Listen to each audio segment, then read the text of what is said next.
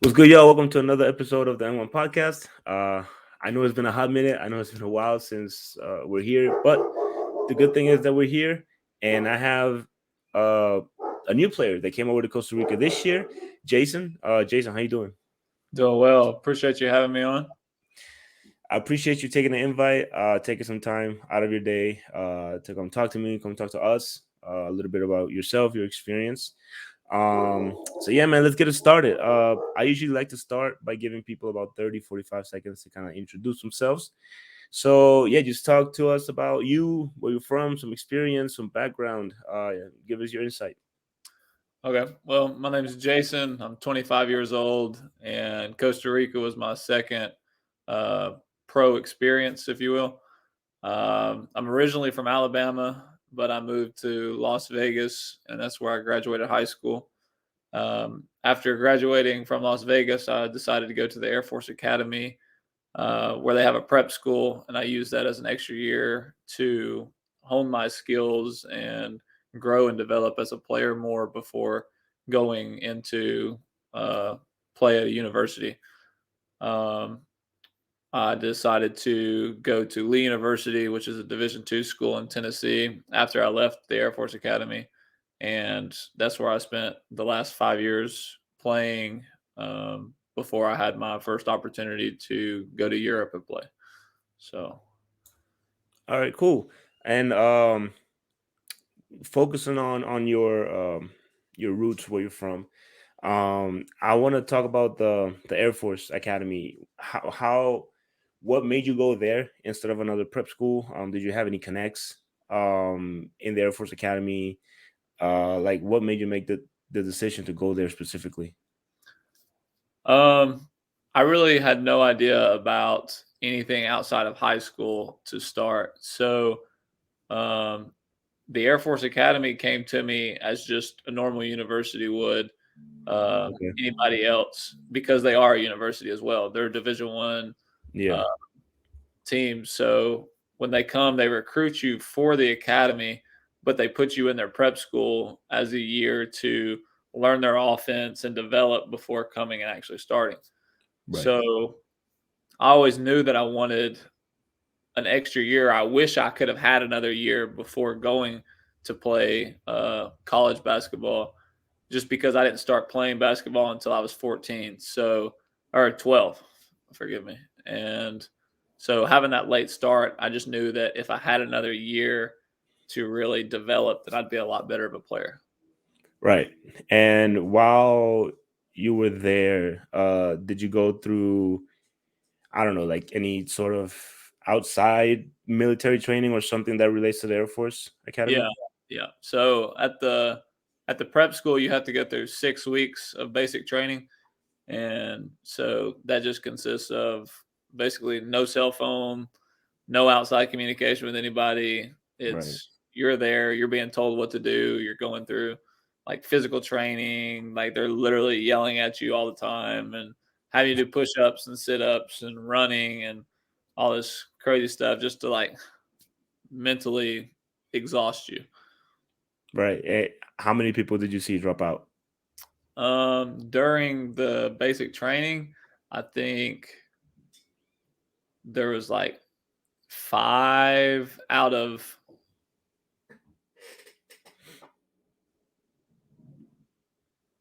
did my did my All thing just right.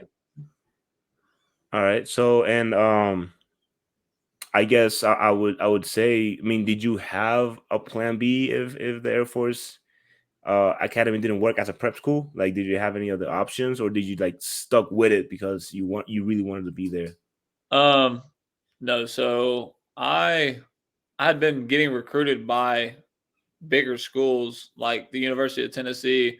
I'd been talking to one of their recruiters since my junior year of high school, because I played against uh, a player in a Christmas tournament that they were recruiting, and it was a really good game between us two. And so the recruiter ended up giving me his card. So I was talking to University of Tennessee, Troy University out of Alabama, Boise State, uh, uh, and there's like several other like Pepperdine and other West Coast schools after I got out to Vegas that had been recruiting me. But when I always knew that I wanted to come back south. So I listened to Tennessee recruiters' advice, and he told me that possibly going to a prep school would help benefit me, and Right. that's what motivated me to want to go to prep school. Right. And so Okay. I just used that and finished it out and left the day after our last game. All right. Cool. And I heard you said you started playing basketball at 12. What other sports were you involved as a kid? So I played football from the time I was 4 until I was 14, and um, I basically gave it up due to we had got a new football coach in high school, and his offensive plays and everything didn't suit my position. I was a wide receiver, and just with his offense, I knew I wouldn't get as much action. Right. So after consulting with my basketball coach at the time, he convinced me that it might be best for my future to focus on one sport and just hone in and develop and grow in that, and it'll take me places. Right. Did you have league dreams for football? Yeah, absolutely. I knew from a young age I was sitting on the couch with my dad from the time I was 4. We'd watch NFL games every weekend, and I just always said, "I'm going to be there one day. That's going to be me. Y'all going to watch me on TV." So Right. um, I had high expectations for football until high school, and I decided that if I was going to go basketball instead, then I was going to have to go pro in basketball. So Right. So I've been to the US, but I've only been to the West Coast, Cali and Vegas. okay, Down south, is it like is football more popular down south than basketball? um, I would say so, just because you have teams like the University of Alabama, Right. you have Clemson and Florida and all these big powerhouse schools in the South. And I know just growing up, football is the main sport in the South. So um, I really can't tell you from experience being out west because I didn't grow up as a kid there. Hmm. In the South, it's definitely really big. All right. And jumping up to your college experience, you get recruited, you get there. What was your first experience like? Like, was it anything how you visualized it? Was it different? Was it tougher? Just going up another level, going up against maybe bigger players, better players. How was it for you? Right. For me, I had super high expectations. I was like, especially going into a Division II school, I Hmm. was like, I always thought that I'm gonna go Division 1, I'm gonna be big time and all this stuff. So for me to accept an offer to go Division 2, my thought process was, okay, they got to be worse than Division 1, so I'm gonna go in here and I'm gonna be like extra special, like I'm gonna stand out and uh, like it's gonna be like my game. Right. But I was very wrong. I got there and players were like just as good as you'd find in Division 1. And during my first year is when I realized that, Division 1, Division 2, the main difference is like the amount of money that the school gets and the amount of people that attend the school. Like Hmm. it really has nothing to do with sports for the most part.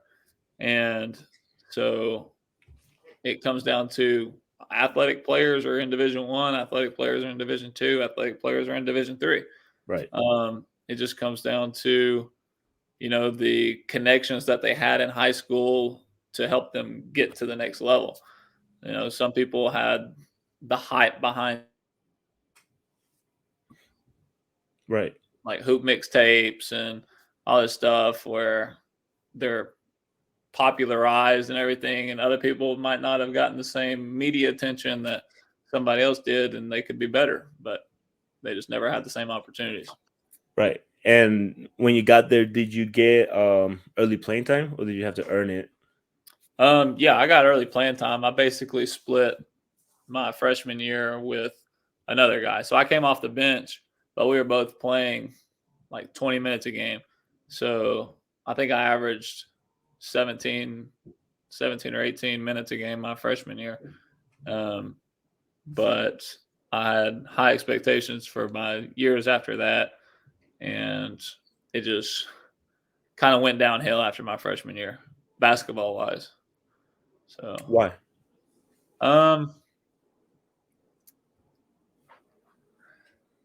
I guess personally, I feel like something happened the summer between my freshman and sophomore year between me and the coach, Okay. and I feel like um, whatever whatever happened during that time, it affected every year after that because I was constantly in the gym. I was constantly working on getting better and doing things that could help me improve and get on the court and everything. And I was always a player that in practice I was going to go hard and I was going to do things the right way and everything. But I don't know. There was just this tension or something between me and the coach, and he stopped favoring me over other people, and my playing time started dropping. Right. But Right. Okay. And did I mean, well, obviously it didn't affect, or it might have, but you still got opportunities to go overseas. right, But you said it went down your playing time went down each year. Um, but was there a specific year where maybe you considered transferring, doing something about it, changing schools? yeah.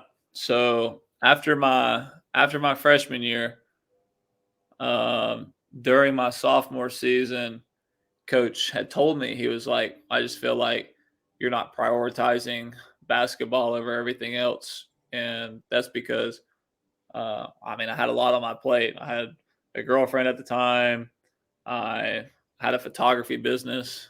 I also had to work in order to make money to do things, because I Right. was fine. I'm financially independent from my family since like the middle of my high school years. So like I've always had to work to have money to do things, pay rent and all this extra stuff. So, I had all these different ways to make money, and it takes time away from things, but I never really felt like it took time away from basketball Right. because I was still in the gym every morning shooting on my own. I was still at practice early. I was still practicing hard and doing everything that I felt like I needed to do to contribute to the team. And I know that I was doing more than a lot of players on the team. So there was just something more to it, and I never really got to figure it out. Okay. Okay. And you said how many years did you play?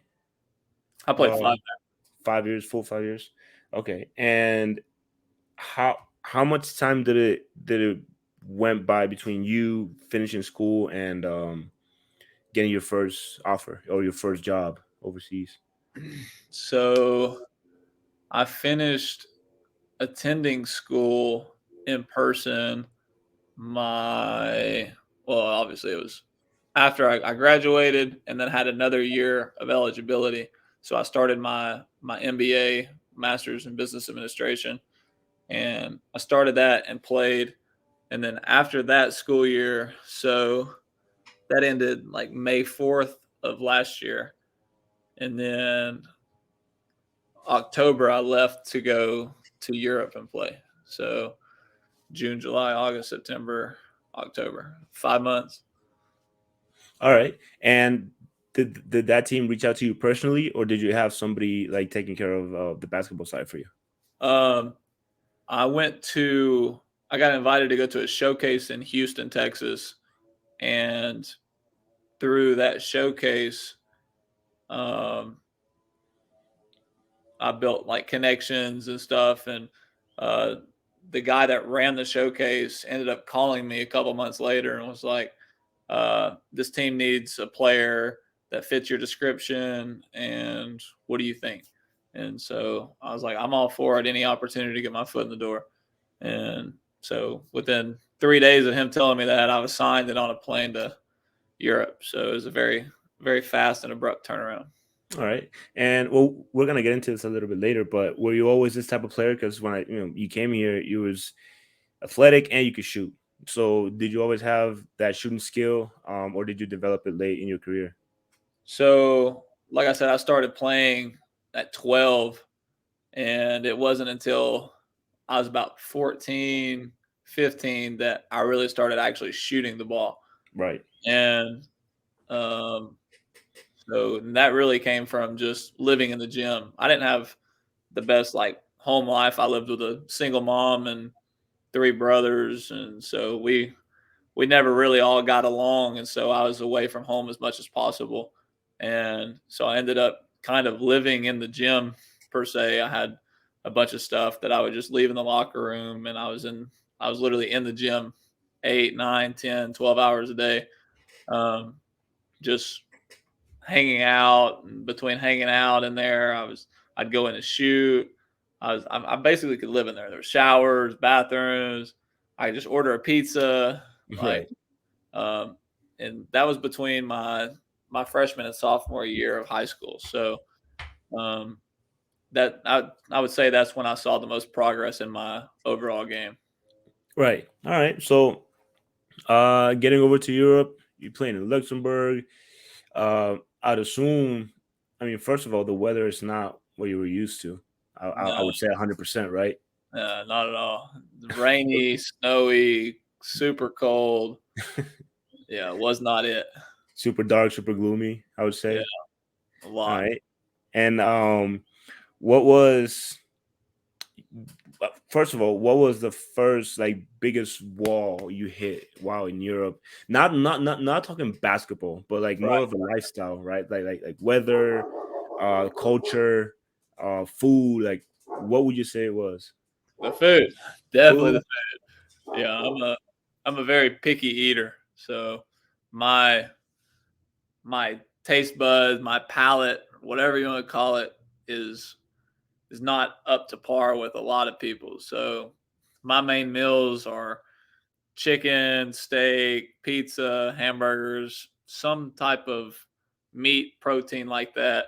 And then like I'll have sides and stuff. But when I got there, my first meal was a Chinese or Japanese type restaurant, and it was nothing like Japanese or Chinese restaurants we have in the United States. The meat was not what I thought the meat was, and it just it just didn't hit me. But so from the first meal that I had there, like it really threw everything off, and I ended up just going to the store and buying a bunch of boxes of pizza. And so I had about two pizzas every single day for lunch and dinner. That's crazy. That's crazy. I mean, I would. I've I've talked to a few players, and even like players from Costa Rica. We had a team that went over to China to play one year, like 2014, and there was one guy that said the exact same thing. Like, I would just go take the safe route. I would go get some McDonald's or some Yep. pizza. I'm not going to risk it. I'm not going to risk poisoning, or just my stomach not feeling it. So I can understand the point. Yeah, what I did at first was I was going to McDonald's a lot, but McDonald's in Europe is a lot better than McDonald's in the United States. Really, Yeah, and they even had like chicken wings and stuff there, and they were pretty fire. But that's crazy. um, after I started spending a bunch of money on that, I was like, I got to stop and do something different. And so I would go and I would get like ground beef from the grocery store. And I'd make tacos or I'd make hamburgers or something like that. And then I got tired of cooking. So I just started buying pizzas, like frozen pizzas, and just putting them in the freezer or the oven. Yeah, yeah. I look. I get tired of cooking too. I live on my own, and yeah, I think it's the worst part. Oh yeah, Of maintaining yourself cooking. I hate that. I yeah. hate it. Did they give you your own place, or did you share a house with somebody? So we stayed in. It's kind of like a dormitory type thing. It was like Okay, there's a bunch of little apartment rooms inside of a three-story building, and we just shared like a bathroom and a shower room. okay. And how many people would you say were in it at that time? Like the whole Uh, team, or? No, there was is basically me and the other American on my team, and then one random person on the top floor, and then there was the girls' team on the second floor, but it was only the import players. So there was three of them, Okay. and then the coach, and I think there was like two other random people in there. So it was Okay. All right. And now, focusing on basketball, what was the main difference that you noticed? I mean, you're a pretty big guy. You're like what, 6'8", six yeah, nine? yeah, Yeah, I 6. mean, you're pretty tall. You fit, the standard for basketball. Like in terms of, for example, if I was the one going over there, I'm 6'1". It would be a little bit harder for me, I'd say. So, what was like the biggest change in how they play basketball over there, than what you were used to? I would say skill level um, there compared to the United States is just on completely different levels. In Luxembourg, the majority of the local players there, they didn't start playing basketball until they were 16, 18, somewhere in there. And so their skill level was a lot different because they don't take the time to, or they don't have the opportunity to get in the gym and train on their own and do all these extra things that we might have the opportunity to do. So um, I would just say having to deal with people on such a lower skill level Mhm. was the biggest obstacle that I faced being over there basketball wise. All right. What were your numbers out there? Your average. I averaged 23 points, uh 13 and a half rebounds, and 2 point something blocks a game. Okay, I mean those are great numbers. Is there one game or one moment that you remember vividly that you're like, man, like I can't ever forget that? Um yeah, there was a game where I was just absolutely dominating in like around the basket. So it was just like a bunch of 2 pointers. I think I might have hit one or two 3 pointers in the whole game, but uh but the game stayed neck and neck the whole time. We were 2 points ahead, 2 points behind, 3 points ahead, 2 points behind, and I ended up with 38 points in the game, and I think I missed three shots, or I missed three threes, and like maybe one or two layups, not Yeah. layups, but like 2 pointers. Um, but I had the opportunity to tie the game to go to overtime, but it was a situation where my my guard was attacking and he went up and I thought he was shooting a floater, but he Hmm. was tossing me a lob and there was like literally less than a second left. So once I realized that it was a lob and I went up to catch it, I kind of just had to toss it and and it didn't go in. So that was one of my misses, and so we lost by two. And but it was a great game, and I played Yeah. extremely hard, and I ended up going and throwing up for 35 minutes after it. So that's why I remember it so vividly. All right. Did y'all end up winning their championship? No, no, no, no, no, no, no, no, no, no. My team was not great at all.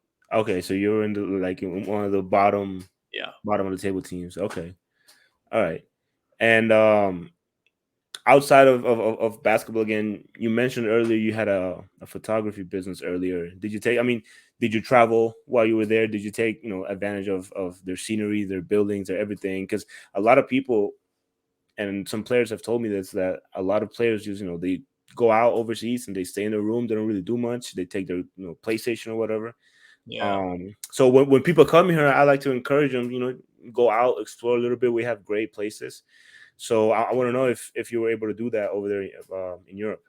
In Europe, absolutely, I did. I'm big in pictures and just saving memories and stuff because um, I moved like 3 or 4 times from the time I was a kid till uh, I graduated high school. So I ended up losing, or we lost all of like my childhood pictures and all this Right. stuff. So I got to a point in high school where like I was always taking pictures. Like anytime I went out with friends, I was like, "Hey, let's take pictures," and it just became a thing of like just being able to have that memory.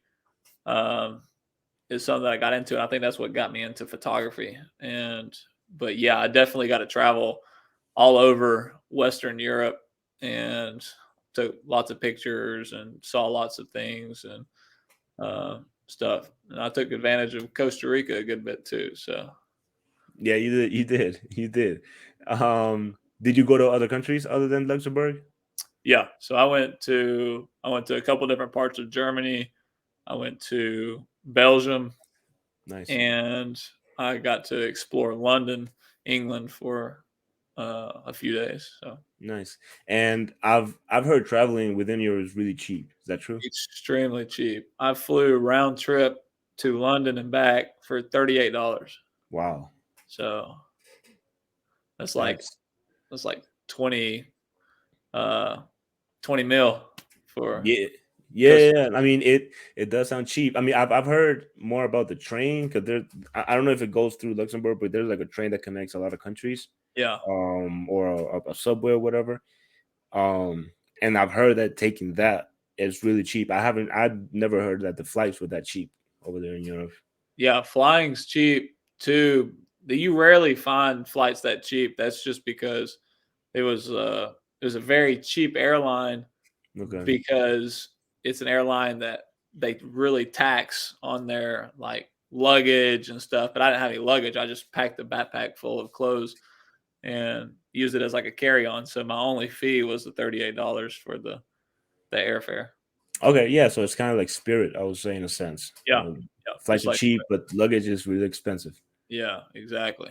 All right. And but yeah, I took a bunch of trains. I had to take a train anytime that I wanted just to go into the city in Hmm. Luxembourg, just because it was like an hour and a half away. So you take a bus to a train to another bus, and it was it was just a lot of work to get to one place. Did you go out at night? Any clubs? Any that something? Did you get to Um, experience that? yeah, we went to a couple clubs like after games and stuff, but that's really not that's not my vibe. Okay. So it was just for me. I was just there. All right.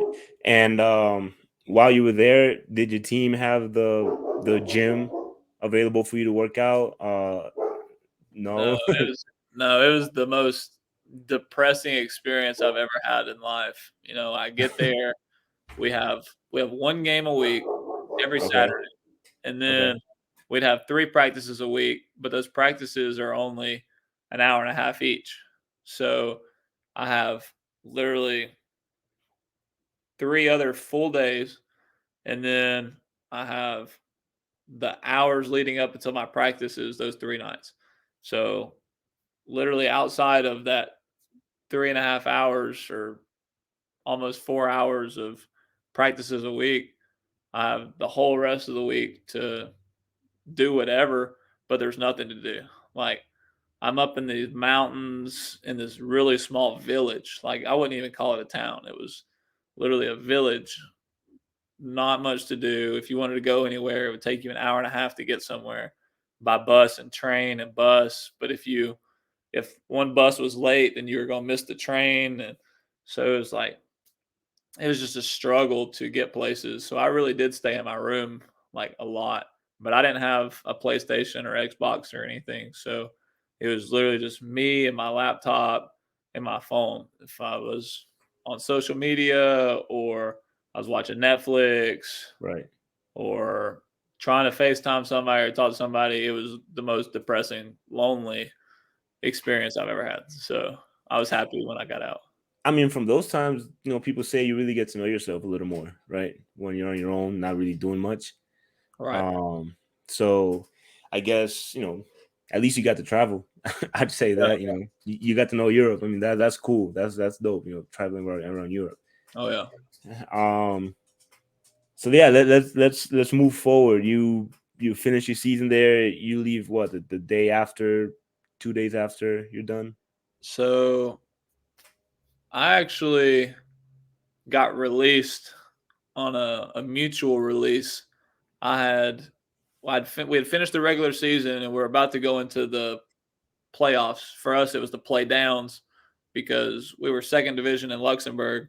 Okay. So we were at the bottom. So we were playing the top teams from the Division Three team just to see if we would stay in Division Two or drop down. Right. And so I told the owner of the team, or I didn't tell him. I asked him. I was like, "Is there any way that I can get 500 more euros a month just to help cover the cost of my food because I didn't like the food that they were providing and uh, just all this extra stuff?" And I was like, "I'll literally work outside of basketball for it. Like I'm not asking you to just hand over money or anything, but." I don't think he really took that the right way. He took it as I was being ungrateful for what I was getting and um, all this extra stuff. So he had like called my agent or my representative, and they had talked, and apparently they decided that it was just best for us to go our separate ways. Hmm. And I was very happy with that. I was Great news. I didn't know that they had talked about that because Okay. the next practice I went to, the owner was there and he was like, "Hey, do you have a minute to talk?" And I was like, "Yes, sir. What's up?" And he said that I'm sure your agent's already told you, blah blah blah blah. And I was like, "Whoa, no, I had absolutely no idea." And he's like, "Oh well, here's your release papers." And I was like, "Well, sorry it didn't work out the way you wanted it to, but I'm out." So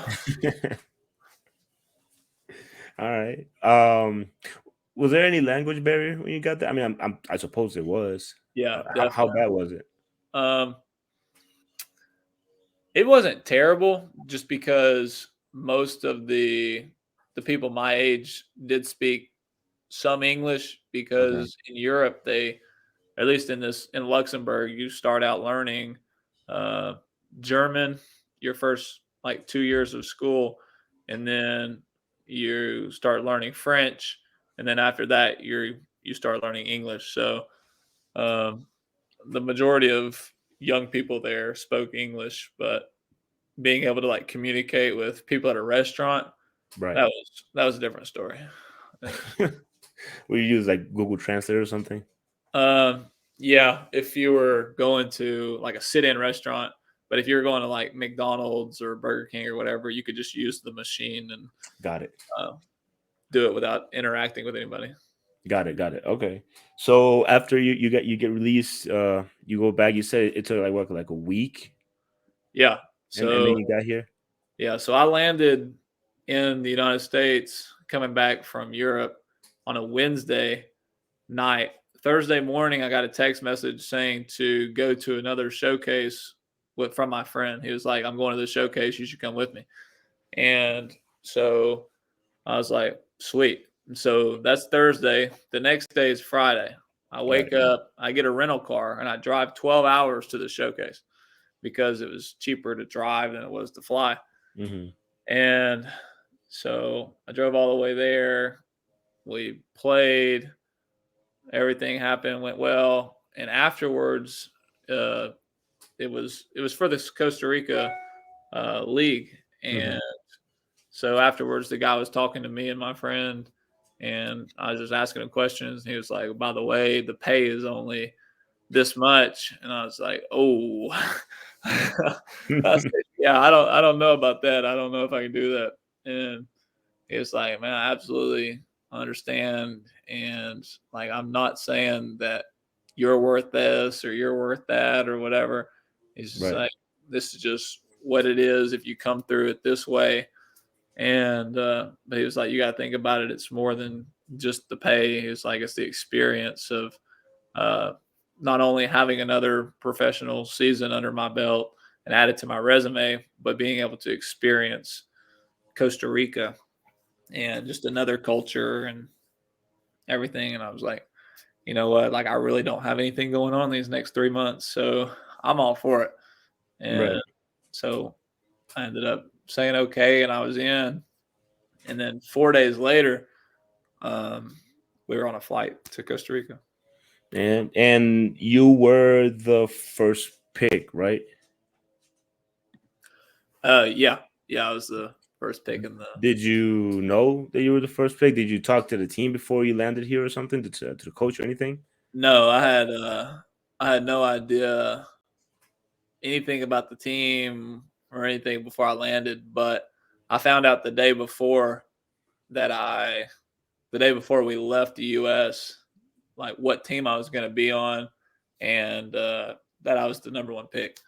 So All right, all right, all right. And all right. So landing here. I mean, the airport is not so far from where you played. You played in Grecia. yeah, That's like maybe like an hour, I think. I don't yeah, know. it's like 40 minutes. Yeah, like 40 minutes. First impressions of the city. I'm not gonna lie. I'm from Limon, so I'm from the beach area. I'm Right. from the hot, and but I moved to San Jose when I was a kid, so I'm like used to the city. So I can't really see myself just going like to a country kind of like city. So how was it for you going over there and staying over there Um, in Grecia, in Grecia? Yeah, um, I mean, it wasn't a problem. I was used to seeing similar houses in my part of Europe, so um, and I kind of already knew what to expect because like I've you see movies and stuff. So I mean, right, it is just to me, if I was only to have ever seen the United States, I would just think that it looks like a semi old rundown like town in the United States. right. Uh, but I had a nice little apartment above the shopping center, so it's not like I had great living conditions, and coach would bring us groceries and stuff. So I really had no complaints about where I was. Completely different than you, Yeah. Luxembourg. Yes. Yes. And you guys had, I think it's the best gym in Costa Rica right now. Yeah. Yeah. The Brand new. floor. They remodeled it like 2 years ago in COVID season. Yeah. The floor, the goals, like everything about it, besides like the fan seating and stuff, I would say the best floor gym in Costa Rica that we 100%. played And, in. yeah, and you guys had a pool next to it too. Yeah. So me and Jalen, we'd go shoot every single morning, and then if we felt like it, we'd go swimming right after we just got done shooting. So it was uh it was definitely a blessing. Yeah, I bet. I bet it was. Was there easy access for you guys, or did you have to like ask for the gym or something like that? What when you wanted to work out?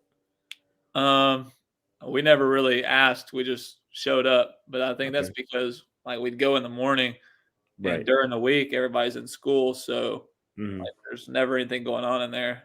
So All right, all right. So let's talk about the season. Who'd you guys open against? Do you remember? the team opened against Roswell, but we weren't there for that game because our flights got canceled due to weather in Alabama. Okay, okay. So your very first official game was against who? The Pelicans, I think. Against against the new teams. And did you have any expectations about the skill in Costa Rica? Like, did you had you heard anything about it? Did you have anything set up for yourself? I just heard that it was more physical than I was probably used to, and but coming from Luxembourg, where the referees really didn't call anything, um, I felt like I'd be okay with coming in. But I was definitely surprised at how the refereeing was in Costa Rica. I think the first time I touched the ball, I caught it on the elbow and was looking to pass or was about to pass, and somebody just like grabs my arm and rips it, and I just look at the ref like, "What?" Um, but yeah, after that game, when I called my mom, because my mom always asked me about my games, I told her, I said, "That's the most physical game I've ever been a part of." Bullying and bullying and bullying.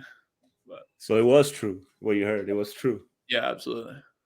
Yeah, I've heard that a lot from imports that come here. They always say like, man, even if it's compared to the U.S. or compared to other leagues, like for well with Justin for example, he played for the Pelicans. He told me, he played in Uruguay and other countries. He's like, this is the most physical, but Yeah. I don't think people mean it like in a bad way. Like people mean it like like I feel like here local players they actually want to win, Yeah. and there's like some pride into it too because we're a small country, we know each other for the most part, Right. so we try a little harder, right? Yeah. um so yeah, I don't think it's like meant to be said in a bad way, but I've heard that a lot. Yeah. I just feel like, uh, I feel like that's what would make the refereeing is what makes it seem like it's a better league than a lot of other small leagues in other countries, like Right. Luxembourg. Like the locals absolutely sucked in Luxembourg. Like the Hmm. skill level was extremely bad. Um, but here or there in Costa Rica, people, the locals are more skilled, but also when you add into the refs not calling stuff, it makes the game or it makes everybody look better because like I can reach in and maybe hit you a little and end up getting a steal. But in Right. reality, if you were in the United States, I mean that's a foul. And Yeah. so it's like sneaky better skill, I guess. Yeah. All right, I'll take that. I believe it. How easy or how tough was gelling with your teammates, with your new teammates? Oh, my teammates were super cool, super chill. Like 3 or 4 of them spoke really, really good English, and the rest knew some words, but never really did let them go. So, but I mean, I came in knowing like a lot of basic Spanish because I took 2.5 years in high school. So, Okay. um, it's not like I came in and didn't know anything. So there's times where they were talking to each other, and I was like, "Oh, blah blah blah," blah, and they're like, "Oh." So, I was able to have some conversations in Spanish with them, and I think that really helped mend things early in. All right, all right. And who? I mean, this will put you on the spot a little bit. Who's your favorite teammate outside of Jalen? Because we know Jalen is like your best friend. So, who's your favorite teammate? Outside of Jalen, I would have to say probably Guardy. Man, I love Guardy. He's a character, man. he is. Character. I mean, he is. He is. He played with us last year. Yeah. And he is. Um, how was the whole practice schedule? People going because I mean I know that since it's not fully pro here either. I know a lot of people have to work outside of basketball. Schedules can conflict. Also with college, some people may still go to college. Right. So how was that whole vibing with practices? The whole team was there. Did you guys prepare for every game properly, or was it a little bit rough on that end? Um, the way that I see preparing for a game is like scouting a team, knowing who does what the team does as a whole, Yeah. going over that team's plays and preparing what you're going to do defensively and stuff. And I don't feel like we ever did anything like that. I feel like we always prepared for ourselves. It Okay. was we're going to go in and we're going to do these shooting drills, and then we're going to go over our offense a little bit, and then we're going to play each other. Okay. And I wish we would have done more, like actually preparing for the other team. But I mean, there really is only so much you can do when you have players that are working all the time and all this other stuff. So I think we practiced for like an hour and a half to 2 hours twice a week. And, Okay. some players didn't get there on time. So we'd always start 15, 20 minutes later and stuff. But it was just, I mean, it wasn't terrible. I just Yeah. felt like it was good for us as a team, but when it comes to like competitiveness and actually being able to beat teams because you prepared for them, I just don't feel like we had that connection. Oh, okay, okay. And what was what was your guys' record? You remember? You I were would, above us, right? In yeah, the standings, we were fifth. I think you were what, sixth or fourth? I think. No, we were sixth. You yeah, guys we were were fifth. fifth. Yeah, we were sixth. Okay. All right. When we traveled to Grecia, we got there. I think it was 15 minutes before tip off. Okay, I think we played like what, seven maybe. It was an early game. It was like 7 p.m., 7:15, whatever. Our bus had left, and I remember because when we travel, I don't go to the bus directly. They pick me up at a certain spot. Would pick like four of us at a certain spot, and they had said that the bus left like at 2:30, 3 p.m., and it still took us like 3 hours and a half to get there. yeah. Um, and I remember that game. You had a great game. You had like what, like 28 points. No, I had a great second half. Well, yeah. I mean, you had great stats. You had great Right. numbers. You had great numbers, but you ended up with like 28 points, like a double double. Hella threes, like five threes or four threes, something like that. Yeah, I had a three to start the game in the first quarter, and then I think I had a dunk in the first quarter as well. And then I didn't score in the second, and then I came out in the second half after Coach chewed me out about not looking like I cared or wanted to be there or whatever, and uh, came out and took a charge and ended up with 21 points in the second half. So it ended up being a good game stat wise, but it was Yeah, really just a great second half. yeah. Would you say that was your best No. game? What was your best game? So we played Avogados, um, and I had 28 points in the first half, Damn. and just going crazy. Putback dunks, uh, cutting down the middle dunks. Uh, I think I had 1 3, um, and then just mid ranges, layups, fast breaks. It was just everything was going in. Yeah, it seems like, I mean, I've seen a lot of good games at that gym. I think that gym just has something, right? Because last year Tevez had 35 in that gym, so I think that gym just has something. It helps. It Yeah, helps. Away teams score. yeah. I don't know. I ended up with 39, so That's crazy. I didn't have. I think I scored 4 points in the fourth quarter though. So it was Yeah, like they just kept doubling me and stuff. They were just trying to keep the ball in my hands. So I was really trying to use that fourth quarter, try to get 10 assists. So I have a triple double, but it didn't happen. did you guys win? Yeah, yeah, yeah. All right. Hey, that's cool. I mean, that's a good thing about this year. I mean, this year I feel like there wasn't like the competition. Even though we kind of knew who the favorites were, the competition was pretty even out, like across the league, which is definitely different from what it used to be, years prior. Right. Years prior, like once you faced like a team like Escazú and you saw them against another team, you would automatically know it was going to be a blowout. Oh, So seeing you guys help out. I mean, you and Jalen. I mean, both of y'all had, especially against us. You and Jalen had good games. yeah. Um, and then seeing you guys, level out Grecia and helping out, get some dubs. That's definitely um a plus to see. Would you come back to Grecia if they offered? Um, it depends on how much they offered. I Um, can't mean that. I can't fault you for that. Yeah. but it would also depend on whether I'm playing somewhere else or not. Right. So, like if I wasn't playing anywhere, I would absolutely go back to Costa Rica. Right. Um, would I want to go back to Grecia?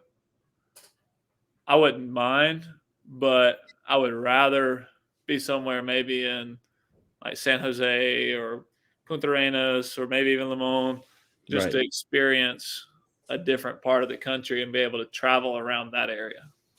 Okay. All right. Yeah, it makes sense. It makes sense. Um, Traveling. So talk to me. I mean, I started following you. You were all over the place. You went to waterfalls, beaches. Oh yeah. Um, did you go with somebody else? Did you go by yourself on those trips? So I ended up making some friends with like local people in Grecia, Mm-hmm. or even there's a couple in San Ramon and uh, San Jose as well. Like I went to a waterfall with, uh, not a waterfall. I went ziplining with Lucy and some like Roswell people, girls, The girls, yeah. and then I went to a volcano with Lucy and her cousin, and then just with local people around Grecia, I ended up going to like waterfalls with them and stuff. So it was uh it was just lots of traveling and stuff. Me and Jalen went down the day before we played the Pelicans, and Okay.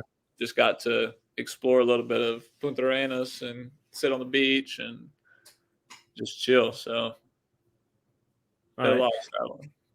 Is there a favorite place that you visit that you'd say you enjoyed more than other? Um, no, I don't think so. I just think that I'm just big on enjoying new places. Okay. So like I've always said since I was young, like I'm one of the most unbiased people I know. Right. Like I don't really ever favor something over something else more, unless we're talking about food. Then it's like always pizza over everything. So I feel you. I feel you. And how did you always take the bus to those places when you traveled? I took the bus to one waterfall, and I took the bus to Limon, but outside of that, it was just Ubers. You Ubered? Yeah, a lot. I didn't even know they had Uber in Grecia. To be honest with you, Oh yeah, there's a lot of them. that's interesting. I didn't know that. And how much was the average trip like to one of these places? Like 6 mil, maybe. Damn, that's like $12. Yeah. That's not terrible. No, That's not terrible. it's way cheaper than the United States to Uber. Like I've heard that. I have heard that. I had to take a 15-minute Uber the other day, and it was like $28. And Wow, but a 15-minute Uber in Costa Rica is like $4. Like there's some there's some real cheap Ubers. So I don't know. definitely, definitely, yeah. And you were selected to a lot of competitions in the All Star event that we guys had here. Right. I heard you talking. We were out on I think it was the Lucy's house, and you were talking about the dunks you were gonna make, 3 pointers. You were gonna you were gonna win that too. Oh I yeah. wasn't at the event. I had to attend the after party that we had. Right. But how was the event for you? Like, did was this your first All Star event? Did they had one in Europe too? Like, how was it for you? Yeah, no, they didn't have one in Luxembourg, so I had high expectations coming into this one. I knew it was going to be a lot of fun, um, but I don't know. When I got in there, we didn't have an opportunity to really shoot much or anything. They did give us like 2 minutes before we got started for everybody to go shoot around and Hmm. stuff. But I didn't do that just because there was way too many people shooting.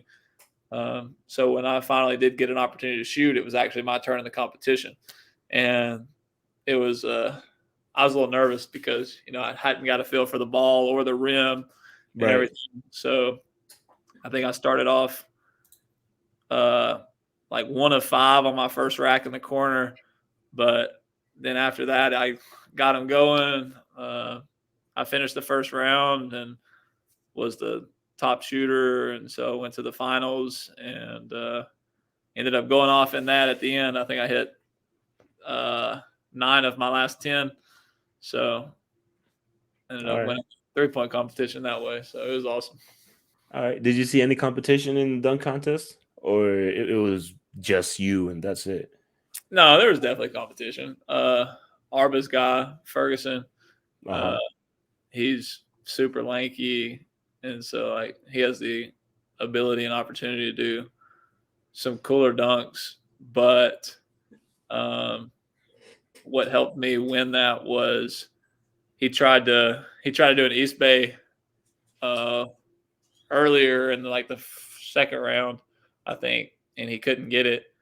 Right. Uh, but he still ended up advancing to the finals with me, and I ended up missing my last dunk in the last round, and so like he could have easily just went up and did a regular two hand dunk and probably won the competition. But he tried to do the East Bay again, and it's because he did that that I was able to advance and win actually. So Hey, that's what's up. That's what's up. What did you get, like a trophy or something for it? yeah, I got a trophy for both the 3 point and the dunk contest.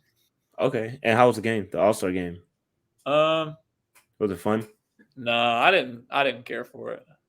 Right. Like, it was just I'm such a competitor that like just seeing everybody really walking and just throwing up really bad shots and stuff. It was just kind of like, eh.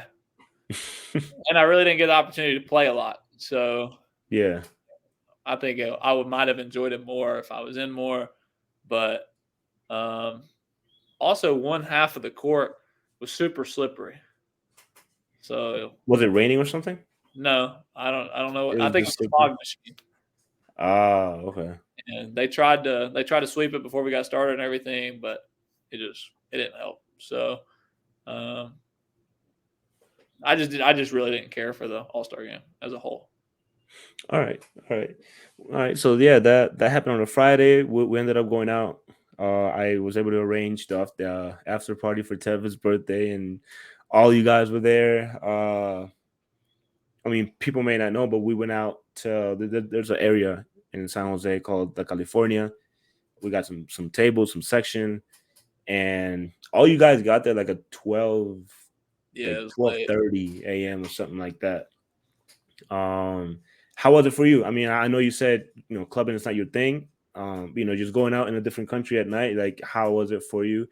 I know the music's different, of course, a lot of Latin music. But But how was the whole experience for you? yeah, I thought the environment as a whole was super cool. Like I love being around a bunch of people, and like I'm cool with clubs and stuff, but like I'm just not the person that's like gonna be out there dancing and Right. stuff. So I'm more of like a watcher. Like I enjoy watching people and see how they interact and do things and um, whatever. But standing in the like VIP section area, it was it was cool at first because it's like, yeah, we're exclusive from y'all, but at the same time, it was like, dang, I feel like everybody can just sit here and stare at me the whole time because you are so exclusive and you're standing Yeah. above everybody and stuff. So um, I ended up actually going down and just being around everybody, and then found out there was another part of the whole club outside area, Yeah. and I really enjoyed being out there. So because it was super hot inside. That's true. That's true. That's the downside of that club, man. It's too damn hot. Um, but yeah, it was definitely a fun night. Did you leave out early, or Yeah, did I you think leave I was out? only there. I think I might have only been there like an hour and 15, hour Okay. and a half. So Okay. All right. Yeah, it was wild. I mean, if you ever talk to I think it was Cameron or Pancho, like if you ever see them again, they'll tell you it was crazy. I The, bet I'll have those to ask. two took it to a whole different level, man. It was cool. But yeah, that was kind of like the preparation for the playoffs. You had the playoffs were the next week, I think, like on a Tuesday or Wednesday or something like Yeah, that. You guys played Lemon, who? Lemon. Sharks. It's true. You had the back to back. Yeah. Um, first of all, I want to get something clear. How did you guys arrange playing at home first and then getting a back to back in the morning. So apparently the story is the year before, uh, when Grecia was supposed to play Limon, Okay. uh, Limon's coach had like a baby shower or something, and they had to reschedule the game for a different day. And so to repay the favor, coach asked if we could play at home first. That way, if it did require a game three, then we could just play back to back in Limon. Okay. That way, it would cut out the cost of having to drive to Limon, back to Grecia, back to Limon, and back. That makes sense. All right. It makes sense. And did you see any difference in the playoffs? I mean, were the refs, not calling? Were they calling less? Was it more physical? Like, how did the Sharks came out, to your game preparing? I know you guys won. I don't remember if it was by a lot or not. But yeah, you just talk to me how you guys prepared for the playoffs and how did you take that first series against them? So the first game of the series, we knew what to expect. I think that's the one practice that we had where we actually prepared for a team, Okay. because we had just played Limon the week before, so we knew what to expect. And I told coach, I was like, let's watch film as a team. We need to talk about things. And so we did. We had coach grilled hamburgers at his place and we watched the Oh, game. And I was able to pause it and talk to people and be like, look, I don't need to be guarding out here when the ball's here and all this stuff. And then we went to practice after that and we're able to kind of like walk through our offense and our defense and how we were going to right. rotate and stuff. And I think that's really what made the biggest difference in our performance as a team. But that first game, I think I only played like 12 minutes, maybe not even 12 minutes. And it was just because coach didn't feel like I was doing what I needed to do. And Mhm. so he took me out, and the subs and second string were playing really good and kept us in the game the whole time. So he didn't feel the need to put me back in the second half, and uh, we ended up stretching out the lead in the fourth quarter to like 8 or so, and so he just left it at how it was. And then the second game we played at Limon, and it was crazy, man. They had so many people there, but um, but we ended up losing that game by 5, and Mhm. I will say that we lost that game because of the refs. Really? Terrible, absolutely terrible. Lamone shot 15 free throws in the fourth quarter. That's crazy. In the fourth 15, quarter. 15 is crazy. In the fourth quarter, Yeah. they Yeah, shot they that's shot 40 all game, that's it. That's crazy. and we lost by 5. Yeah. That means they missed a lot too. Yes, That means they missed a lot of but free throws. still, it's the fact that like if a team's shooting 15 free throws in the fourth quarter, Yeah. their last 10 points of the game were all free throws except for Tevis had a little mid range jumper that put them ahead by 2. Okay. So their last 8 of their last 10 points were free throws. And was it to anybody? Like, was anybody getting calls, or was it to a specific, Tevis or Pancho that were getting the calls? Uh, it was anybody and everybody. Anybody?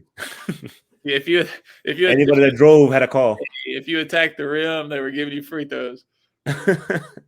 But yeah, I think I thought it was a great game up until the fourth quarter, Yeah. and I think that's when things got lopsided. And it could have been because the Lamone situation with the ref a couple weeks before, but Who knows? they might have been scared to let us beat Lamone.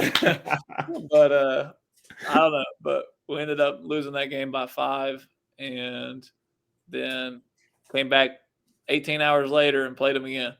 So I think we beat them by, I think we beat them by 2 in game 3. It was a So close game. Yeah, I saw that game. It was a very close game.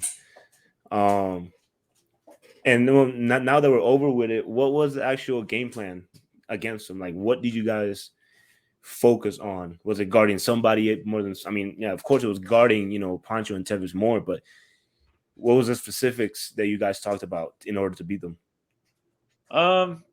it was kind of more so like we play a 2-3 a lot, or a 3-2, 2-3. Yeah, We play zone a lot. it was And me too. I remember because our coach told us about it a lot. yeah. So the way it really came down to was nobody needs to be guarding anybody outside the 3-point line. Right. Defensively, your feet should not cross the 3-point line because nobody is going to beat us on that team shooting threes. Okay. The problem was Poncho driving. So our focus was don't even worry about him shooting threes. If he attacks, stay in front and we'll help over. But I think the biggest difference was how me and the other big on my team rotated defensively. Like if there was a high post with Tevis, it was just me and him really communicating whether to stay up there or drop back and switch. So I guess just better communication between us two and then not having to worry about really anybody shooting threes. Okay. Yeah, I mean it is true. Limon is a very to the basket heavy team. Yeah.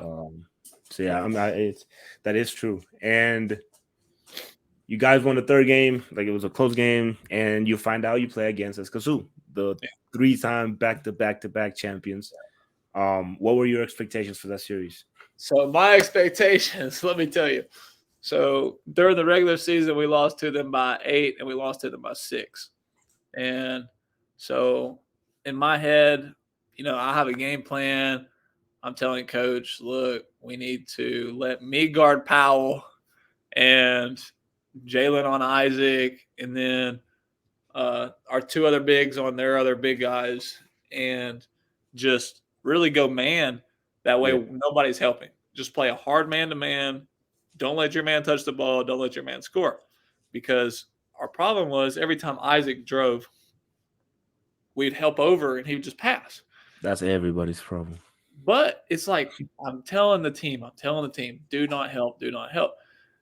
But anyways, before that game, our practice before, coach tells me that I'm going to be guarding Isaac. Okay. He's 6'8", guarding point guard Isaac. I was like, okay. But his purpose behind it was, I could play off of Isaac and be able to contest from a distance. And if he does shoot a 3, he shoots a 3, which he really doesn't do that often, for real. Yeah. His thing is attacking the rim. So, like, if he attacks the rim, he's going to have to manipulate his shot to get it around me, over me, whatever. And nobody's supposed to help at all. And, like, that was the purpose of me guarding Isaac, was because we're going to let Isaac attack, and he's either going to have to score over me or make a hard pass to somebody else. And but it just didn't work out that way. Our team, every time Isaac drove, they were still trying to help. And even though I'm yelling, do not help, do not help, do not help, like they were still just collapse. And it was just attention to detail. They weren't focused on what we talked about and did what coach said. So yeah, that's the one thing. That's the one thing about playing them. You have to be disciplined. Like you can't cheat. You know what I'm saying? Right. You can't lose focus, because that same game plan you guys used was the game plan we used. But we put Mike on Isaac with the same purpose of he's gonna play down. If he shoots a 3, he shoots a 3. If he makes it, he makes it. But it's gonna be tougher for him to go up against Mike. At least try to make it a little tougher. Right. And I think that it does work. I mean, losing by, and I'm telling you this right now, losing by less than 10 to them, it's definitely improvement to what we were used to a couple of years ago, a few years ago, right? Even when he played in San Ramon, it was like people just didn't. I feel like teams didn't really prepare properly to guard somebody that is a pass first point guard, and he's a great player. He's a great point guard. Absolutely. he's a pass first point guard. You prepare, for the pass first point guard, right? Um, but how and how much did you lose by on those two games? I don't really remember. Boy, the first game we lost by, I want to say 26, Oh shoot. Okay. but it was because the other guy on their team, the shooter, number 12, Kai. Kai. Yeah, I think he had 6 threes, and Mm, but the difference was they made 15 more threes than we did. there it is. It's on the You, number. you multiply 15 by 3, that's 45 points Yep. that they got just from threes, more than us. I think we made 3, and Mm-hmm. they made 18 or something like 18. Yeah. that. But that's 45 points, and we lost to them by 26. So, if some of my threes had gone in or some of Jalen's threes had gone in, just a few, Yeah. it would have been a different, Even different, if they even if they just make half of those, like 15 over threes, it's a different game. right. But man, it was terrible. Nothing was falling. So I think I ended up with 17. Me and Jalen both ended up with 17 points that Hmm. first game, but it was just it was over with. We were Yeah. down I think we were down 20 at the first quarter. Yeah. That second game though. You guys came out different because I remember watching the stats. You were up the first quarter. I think you won the first quarter if I'm Yeah, not we won the mistaken. first quarter by like 6 or 8 or something like that. Yeah, and then I mean I wanted to go, but I think I couldn't make it for some reason. But yeah, I saw the stats. You won the first quarter, and then um I guess just as Kazoo turns it up a little bit, maybe No, you guys coach took turned it down. coach took me out. Ah, I for how missed long? The whole second quarter? 8 minutes of the second quarter. That's a like playoffs. That's a It lot. was, it was punishment. He said that I was forcing shots. So during the break between the first and second quarter, he was telling us that we need to be more aggressive and all this stuff. And he told me specifically, he was like, you just need to attack more so we can try to get fouls drawn and stuff. And so, the first couple possessions, I'm driving, I scored one, I missed the left-hand floater on one, and then I missed a right-handed floater on another. And coach took me out, and I didn't see the floor the rest of the second quarter. But, he took me out. I knew why he took me out, Yeah, uh, even though he didn't tell me. But every time somebody did something stupid, shot a really bad shot, played terrible defense, I just looked over at him and I was like, really? Like, this is what we're doing. You're going to punish me and let us lose. Like, yeah, I'm not saying I'm the reason our team ever wins, but, I do play a significant part in it. yeah. And it was just, Did you feel those were forced shots? no, I felt like I did what he asked me to do. I attacked the rim. And just because I missed 2 floaters, you're going to take me out? Yeah, Like, if I'm shooting 63% on the season, like, that's great odds that my shot's going to go in. So if I miss 2, that means I'm going to make 8 of the next or 6 of the next 8. yeah.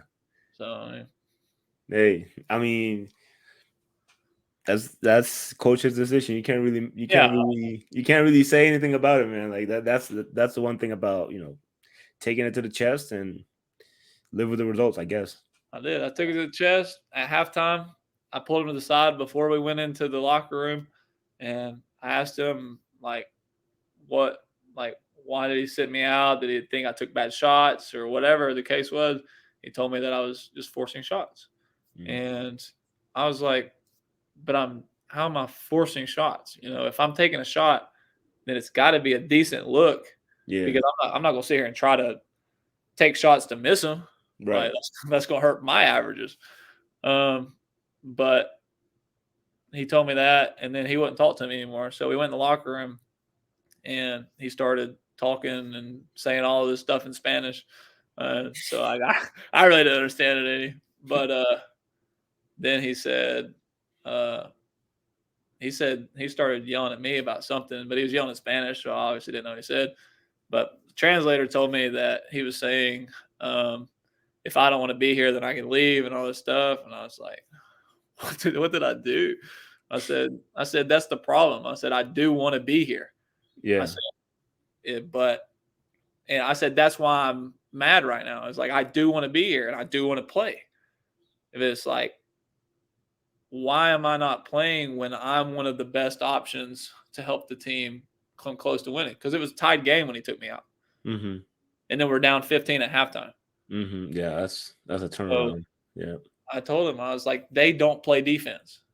Like, I might have taken a couple bad shots on offense, but at least I'm playing defense. Mm-hmm. And that was my spiel. We had a little argument for the whole team.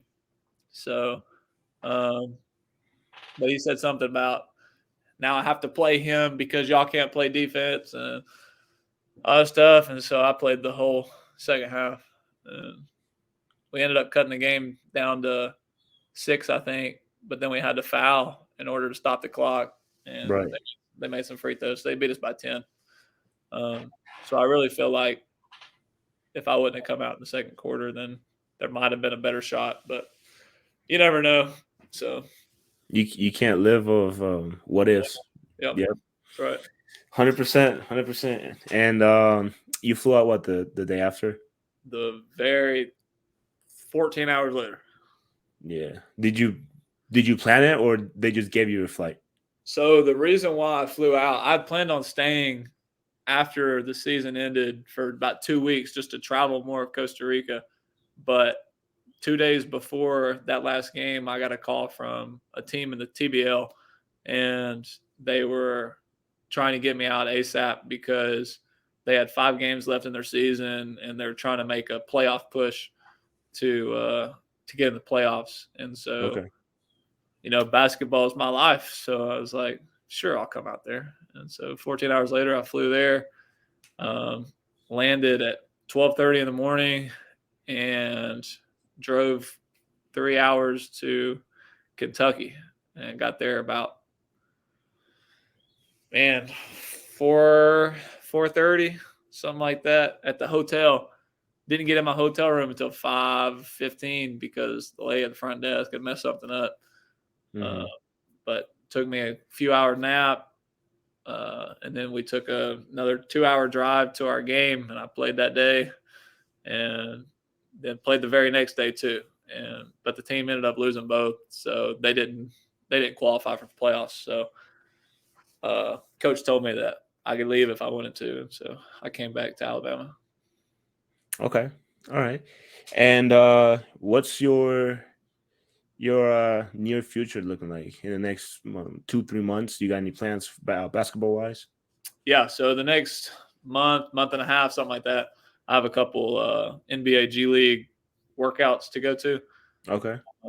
Here locally in Birmingham, Alabama, we have a team. It's the New Orleans Pelicans G League team, Okay. and so my agent has a connection there, and I'm actually supposed to be going there tonight, um, but he asked if I could come a different day because he had something come up. Okay. Um, so hopefully I'll be down there within the next week, and then the Charlotte Swarm. I'm supposed to be up there sometime this summer for a workout, and then the Los Angeles Clippers G League team. So Okay. When that's, does the season start for 'em? I think they start like practices and everything in September. Okay, you got time. All right. There's some time in between. But yeah, they'll have like workouts and training camp and stuff, I'm sure, Yeah, for sure. in July or something. Yeah. All right. Would you rather stay if you make the cut, you make it? Would you rather stay in the U.S. for a G League team or go back overseas if you get a opportunity? No, I would definitely choose the G League over overseas, only because just being able to have that on your resume, Mm-hmm. an NBA G League player.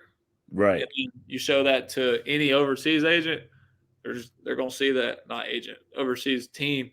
They're going to Mm-hmm. see NBA, and it's just automatically like it's just better odds to play, and you can raise your price. So Yep. Yep. Do you have a preferred country you like to play in overseas? Um, Not necessarily. I mean, I want to. I love how Costa Rica did it, where you're there for 2.5, 3 months, um, and then you're out because during that 2.5, 3 months, you're able to travel a little bit, see Yeah. bits and pieces of the country. But over in other countries, a lot of other countries, you only play like one game a week, but you have like several practices and all this other stuff. And that's just, you're there for 8 months. And it's Yeah. like, that's just a lot of time in one place. Hmm. So for me, I loved Costa Rica just because I was able to really experience it in a quick amount of time and be able to leave and have an opportunity to go somewhere else and explore a different place. So, Right. like, being somewhere for 8 months is not really what I want to do unless I'm in the United States because I Yeah. love the United States just because food, I know people, language barriers non existent. Right. Um, it's just easier. Right. Yeah. Hey, I mean, hopefully something opens up. Hopefully, you get the chance, even if it's G League or overseas. I have the NBA app, so I can see G League teams. So if you do make it, you gotta let me know so I can tune in the games and definitely watch some of them. No, absolutely for sure. If nothing comes of the G League, then my agent, he has really big connections in like Greece and Spain and Italy and Okay. China. So Okay. he's trying to get me somewhere back in Europe in the Euro League. Uh, I think that'd be another good opportunity if the G League doesn't work out this season. Hey, that sounds good, man. I like to close out. I've asked this to a couple players before. I like to close out just asking if you could talk, like let's say it's you and right in front of you you put Jason, 16, 17-year-old Jason. Starting to play basketball at 12. He's a teenager now. What would you say to him? Knowing what you know now, in that basketball wise, life wise, like what would you say to him? Man, if I was in high school, um, if I was 16, then I would just tell myself to maybe just advise myself more on the importance of like just basketball wise or what? Let's start with basketball wise. Yeah. Basketball wise, I would definitely coach myself on the defensive principles and stuff that I learned in college. Right. Because if I had known half of what I learned in college just defensively, then I would have been an absolute monster in high school. Um, but high school, I was just an average player on defense, but offensively, I was super good. I could shoot the Hmm. ball, was athletic, alley oops, dunks, transition, whatever. Um, but I think if I would have added the defensive principles that I learned in college to my high school game, I Right. would have easily probably been a 5-star recruit. All right. I feel that. I feel that. And what about, just in general, after your experiences in growing up, Europe, Latin America, um, what would you tell teenager Jason? I would have told him to pay a lot more attention in Spanish and uh, like actually take it serious enough to learn it and become like almost fluent, because if I almost took classes in college just because like I wanted to get back into it, but I never did because, basketball is my focus and I didn't want to add anything to it where I'd have to add more Right. time to something, which means I'd have to take it away from basketball. And Right. so I sacrificed that. But ultimately, I wish I would have taken more Spanish classes or any other language. I mean, just Yeah. having the ability to communicate with people in foreign countries not only like makes you look better in their eyes because you're able to partake in their culture more, um, but it could help you with business and Yeah. lots of other things. I So agree. I agree. I agree. So yeah, man, that's definitely helpful. Um, I really enjoy the conversation. You know, I don't think I've ever spoken to somebody that played in Europe yet. I've talked to people in Asia and stuff like that, but not Europe. So hearing that, you know, taking that experience is great. It was definitely fun having you here. I mean, I wasn't your teammate, but you know, just the times that we went out and we got to hang out with each other, Right. it was we had a pending one going to the beach, but I think like Jalen got sick or something like that, right? Yeah. Yeah. Yeah. But yeah, man, it was definitely fun, and hopefully, if you're able to make it back, you know, take a 2-3 month vacation in Costa Rica, still play hoops. No, absolutely. Yes. That's the plan. It'll be great, man. Any last message? Any last anything you like to say? Man, just for anybody younger, I guess, like, don't let your current circumstances dictate your future. Right. Like, you're in control of your present, and it's your present choices which allow for your future to be there. It has nothing to do with your past.